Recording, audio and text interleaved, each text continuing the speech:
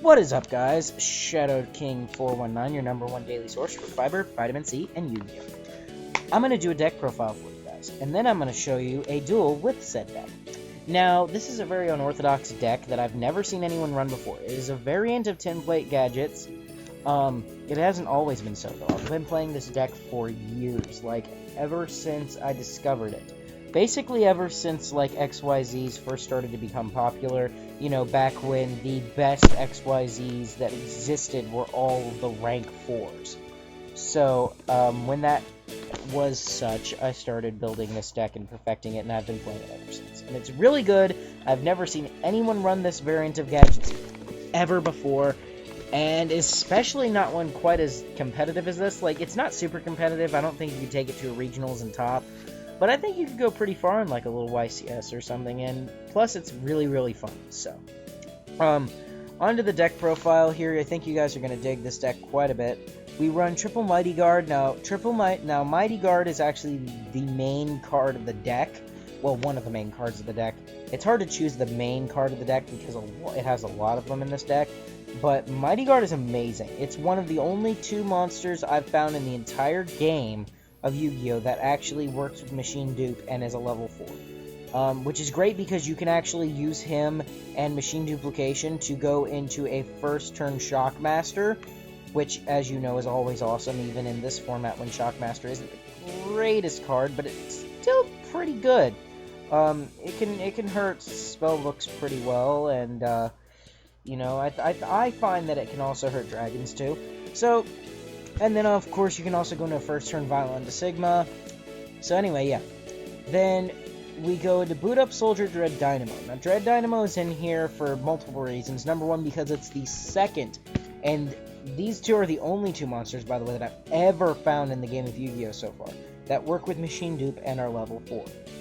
So, obviously, you know, you use Machine Dupe, you go into your level 4 spam, or your rank 4 spam. But also, he works with the gadgets, because if you have a gadget on board, he becomes a 2000 beater that's no tribute normal summon. Which is freaking amazing. And I love that. That is awesome, and that's powerful. Also, he has 2000 defense, which is great, because sometimes you do get those hands where you need to use your Pot of Duality, and you want something to sit out there as a defense mechanism, so that way your opponent doesn't entirely destroy you. Granted, I know setting cards isn't exactly the greatest idea in this current speed format, but you know what? You can try it. Next, Tin Goldfish. Honestly, if this card was a 500 attacker, this would be ran at 3. And one of these guys would probably be brought down, or maybe I'd lose a card car or a Grand Soil or something. I don't know. I'd probably actually just ditch Forbidden Lance, to be honest with you, because I don't really need it. But anyway, 10 Goldfish. Ever since this card came out, all the gadget builds that existed are now way more consistent and way better. This card just makes gadgets alive, and it's awesome. I don't need to explain these 9 guys because, you know, they're gadgets and they're awesome, and they help you go with your rank 4 spams, and they're machines, and they're earth. They fit with the synergy of the deck. They have to be in here. Speaking of synergy and speaking of earths, Grand Soil, the Elemental Lord, I run 2 of him because you do run all earths, and it is pretty easy to bring him out, as you will see later on. But yeah. He's very, very good. I like running 2. I don't think 1 is consistent enough, and I think 3 is too cloggy. So I like 2. It's nice and consistent, but it doesn't clog. And then finally, 2 Card Ds. This is really good because until I started using Card D, consistency was a problem. Triple Machine Duplication, I've already kind of explained that when I talked about these guys. Double summon, it's pretty obvious, you know, you go into one of these, then you double summon into another one, and then you overlay into a rank 4, and then you use that rank 4 to do all kinds of perp. So that's pretty much what double summon does. Pot of Duality helps with your consistency problem.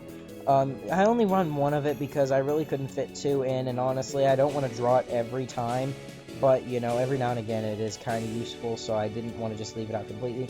Pot of Avarice is amazing for this deck because you go through you put stuff in the grave quicker than anybody's business. These two are obvious staples. I don't use Dark Hole. I think it's bad this format, and I don't like it. I do still use MST at 2.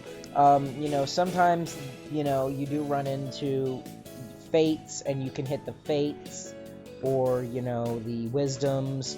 I know Fate will still activate, but you can still... I find that this is still useful in some way, shape, or form, because you still have some people who run, you know, back row, maybe not heavily, but you still run into back row from time to time, and I don't like that. I don't like ever running just one MST, because I think just one MST, you hardly ever draw into it when you actually need it, and then you only draw into it when you don't.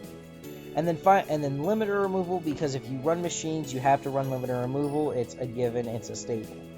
And then finally, we have Forbidden Lance. I'm just teching this card in. I like it a lot, actually. It's really, really good. But it's the one card out of the deck that is the most expendable to me. So if I had to take anything out, anything at all, it would most definitely be Forbidden Lance. Merely because it's just, it doesn't have the same amount of synergy with the deck that everything else is. But I added it in because I figured 41 cards isn't bad. Alright, now on to the best card of this deck, and I'm not exaggerating about that. This is the best card of this deck, hands down. Ultimate Offering. You get this on board, and then you can and a 10 goldfish in hand. You can fill your entire board with rank 4s from Vylon Sigmas and Shockmasters and Fairy Kings and Girgion X's and everything. You can just flood your entire board, which is great. So, I run double Compulse because I do like Compulse this format. I've always liked Compulse. I think it's an amazing trap card. And because it's a heavy XYZ format, you know, they get out that Draco Sack. You want to pop it before they can pop you. Or not pop it, but you want to send it back to their extra deck before they can manage to pop any of your cards with it. So yeah, that's why that's in here. It's a Draco Sack hater. And I like running 2 because it's probably the best trap in this deck, honestly, besides, you know, Ultimate Offering. And it's definitely the most versatile, I think. Like, it's got the most situations it's useful in. Bottomless Trap Hole, because it's still useful. Some people, you know, it's still useful, I think. A lot of people look down on this card, but I think it's still useful. Mirror Force, because you still have those people who don't... a lot of people don't run MST, so you really don't have to worry about the MST. I don't run 2 of that because I think that running 2 is just too cloggy. And I don't always want to have that.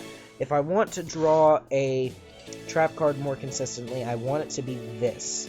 So, yeah. And then finally, I run double Waboku because you do need to protect your cards sometimes. Alright, now on to the extra deck. The extra deck is all rank 4s because you run all level 4s except for basically Grand Soil and Card Guard. So you run triple Girgion X. It's a staple in an E-Machine deck. You have to run it. It's great. It pulls off some awesome combos. It'll help you get 10 goldfish out on the field.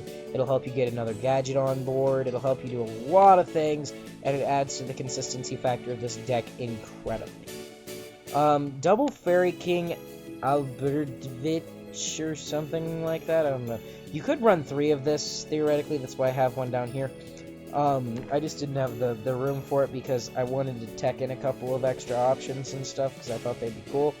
But this is a good card because you run all Earths, so you don't have to worry about that effect where it lowers your monster's attack because it won't. And you don't have to worry about not being able to make it either because if you have 2 level 4s, you can make this, period, out of this deck. Vylon Sigma and Shockmaster because you can, with Machine Dupe, go into them.